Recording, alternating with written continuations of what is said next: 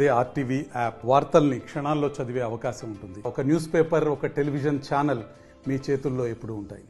గౌరవ ముఖ్యమంత్రి ఏదైతే ఈ వానాకాలం రైతు భరోసాకు సంబంధించి ఈ జూన్ 16వ తారీఖు రోజు రాష్ట్ర వ్యాప్తంగా ప్రతి ఒక్క రైతుకు కూడా 9 రోజులలో 9,000 కోట్లు విడుదల చేస్తామనే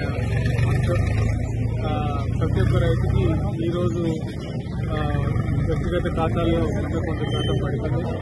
ప్రతి రైతు కూడా ఆనందోత్సవాలతో ఈ 9 రోజుల నుంచి రైతు భరోసా ఏదైతే గతంలో 5,000 రూపాయలు ఎకరానికి ఇచ్చేది ఇప్పుడు 6,000 రూపాయలు ఎకరానికి ఇచ్చి ఎంత విస్తీర్ణం ఉన్నా కూడా అంత విస్తీర్ణానికి డబ్బు వ్యక్తిగత ఖాతాలో జమ చేయడం జరిగింది.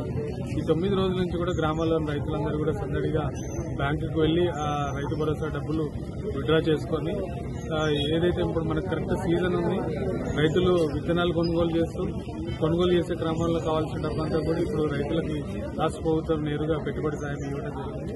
ఆ సందర్భంగా గౌరవ ముఖ్యమంత్రి గారు ఈరోజు రాష్ట్రం వ్యాప్తంగా రైతు వేదికల ద్వారా రాష్ట్ర సచివాలయం నుంచి రైతులతోని ఈ ఆనందోత్సవాలు సంబరాలు చేసుకోవడం జరిగింది. రాష్ట్ర వ్యాప్తంగా ఉన్న రైతు వేదికల రైతు నేస్తం సంబంధించి వీడియో కాన్ఫరెన్స్ ఉన్న ప్రతి రైతు వేదికల్లో రైతులందరూ కూడా అధిక సంఖ్యలో పాల్గొని ఈ ఆనందోత్సవాలు జరుపుకోవడం జరిగింది.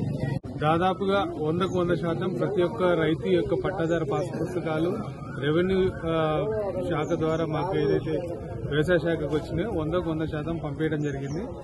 ఏదన్నా వ్యక్తిగత కారణాలు రైతు యొక్క పాస్బుక్ అంటే మనం 5వ తారీఖు జూన్ నెల వరకు కట్ ఆఫ్ డేట్ తీసుకోవడం జరిగింది. 6 తారీఖు 7 తారీఖు తర్వాత ఏదైనా ఉంటే మాత్రం అవి నెక్స్ట్ రైతు భరోసా స్కీమ్ లో ఎలిజిబిలిటీ అవుతారు. ఏదైనా డీబీటీ ఫెయిల్యూర్స్ ఉన్నా, ఒకవేళ ఏదైనా కారణాల వల్ల బ్యాంకులో ఏదైనా ట్రాన్సాక్షన్ ఫెయిల్ అయినా కూడా సంబంధిత వ్యవసాయాధికారికి సంబంధించినట్లయితే డీబీటీ ఫెయిల్యూర్స్ కూడా మళ్ళీ ఒకసారి ప్రభుత్వం అవకాశం ఇస్తుంది. అది రెగ్యులర్ గా చేసే కార్యక్రమం. మరిన్ని వీడియోస్ కోసం ఛానల్ ని సబ్స్క్రైబ్ చేయండి. లేటెస్ట్ అప్డేట్స్ కోసం వాట్సాప్ ఛానల్ ని ఫాలో చేయండి. అండ్ లింక్ డిస్క్రిప్షన్ లో ఉంది.